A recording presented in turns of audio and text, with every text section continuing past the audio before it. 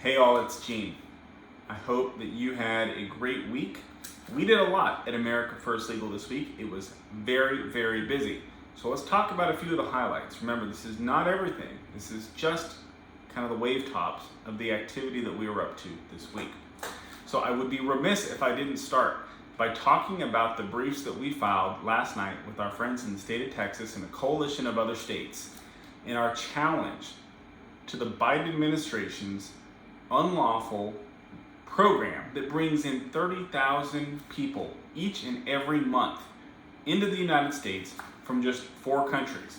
Now, their theory here is that, well, they're going to come anyways. We might as well let them in. We might as well just fly them directly from home to the American city of their choosing and just cut out the middleman. What do we need a border for? We'll just fly folks here directly. It's going to help everyone, right? That is what their theory is. We were happy to file these documents last night. We will keep you all posted about further developments in this case. But again, folks, remember, what you're seeing on TV at the border, cutting of the wires, all the other stuff, the flows of people, is on top of this program. This is all cumulative. We don't have control of our borders in this country at the moment, as everybody knows. Speaking of control of our borders, we also this week revealed a bunch of documents related to $2 billion worth of contracts that went to the housing of illegal aliens in the United States. Of course, there's other folks involved with this contract, folks who were allies of the Biden administration. There's a lot of important details in that document and in that report, in that press release.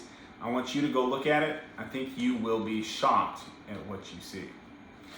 We also got great news out of the Sixth Circuit. Now, this wasn't our case. This was a case that was Tennessee and Kentucky's. But we filed a brief in this case in support of each of the laws in those states that preclude children from being subjected to radical surgeries, procedures, medical treatments, etc., under the guise of gender-affirming care. Or, as we like to say here at America First Legal, genital mutilation and castration, chemical castration. I mean, let's just be honest, that's what it is. So, the Sixth Circuit Court of Appeals rejected a preliminary challenge by some folks, from some advocates, to the enforcement of these laws. And so right now, these laws are in place. They are in effect in the state of Tennessee and the Commonwealth of Kentucky. And we are thrilled to have such a victory there by the states, by all the coalition that was involved. We are happy to play a small part in that victory. Oh my goodness, what else?